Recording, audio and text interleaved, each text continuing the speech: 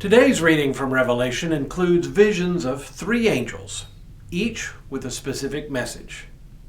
Taken together, the messages are a clear indication that God has indeed won the cosmic battle with the powers of darkness.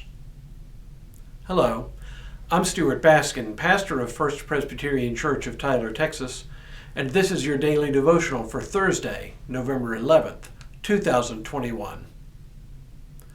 John's ongoing visions so far have painted a set of vivid pictures of a cosmic struggle between God and the powers of evil, a struggle in which the people of God are often caught in the crossfire and suffer all manner of persecution and even death. But the recurring message reminds John's audience that God has already won the war and that they should therefore remain faithful to God. The messages of the angels in today's reading continue this very message. Then I saw another angel flying in mid-heaven with an eternal gospel to proclaim to those who live on the earth, to every nation and tribe and language and people. He said in a loud voice, "Fear God and give him glory, for the hour of his judgment has come, and worship him who made heaven and earth, the sea and the springs of water." Then another angel, a second, followed, saying, "Fallen, fallen is Babylon the Great. She has made all nations drink of the wine of the wrath of her fornication." Then another angel, a third, followed them, crying with a loud voice, "Those who worship the beast and its image and receive a mark on their foreheads and on their hands, they will also drink the wine of God's wrath, poured unmixed into the cup of his anger. And they will be tormented with fire and sulfur in the presence of the holy angels and in the presence of the Lamb. And the smoke of their torment goes up forever and ever. There is no rest, day or night, for those who worship the beast and its image, and for anyone who receives the mark of its name. Here is a call for the endurance of the saints, those who keep the commandments of God and hold fast to the faith of Jesus. And I heard a voice from heaven saying, "Write this, blessed are the dead who from now on die in the Lord. Yes, says the Spirit, they will rest from their labors, and their deeds follow them." Let me point out just a few features of this passage. First, the name Babylon. The Babylonian Empire by this time was long gone. Babylon itself still existed, but was not a relevant threat to John's readers. So why does John refer to Babylon? Once again, it's code language for something else. John's audience would have been well familiar with the role of Babylon in the Old Testament. They would have remembered the capture of Judah and the sacking of Jerusalem by the Babylonians in about 586 BCE and the subsequent exile.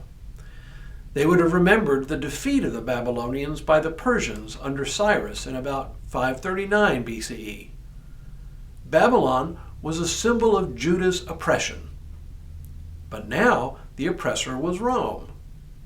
Only it would have put John's readers in a bit of a fix if he had mentioned Rome by name. Babylon was a good stand-in for Rome. That's why John talks about Babylon. What is noticeable is the announcement. Fallen, fallen is Babylon the Great. This is John's way of once again proclaiming that Rome's defeat is imminent. That since God has already won the cosmic war, Rome's defeat is certain. The third angel speaks again of the mark of the beast, which we know is the mark of Nero as a proxy for Domitian.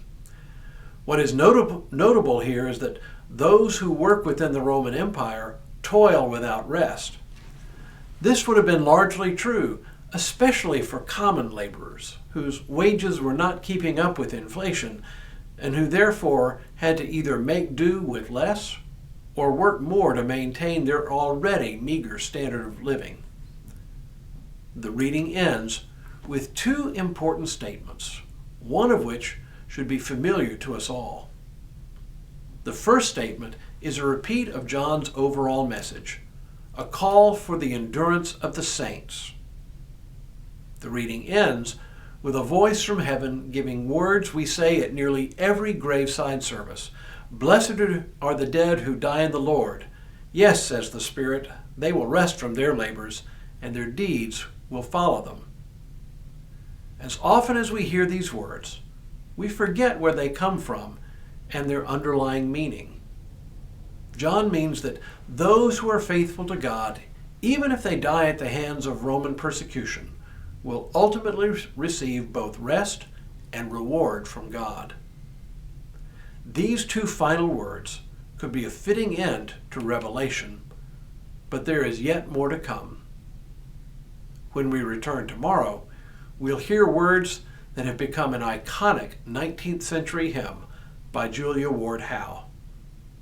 But for now, may God continue to bless you and keep you in all that you do this day and in all the days ahead.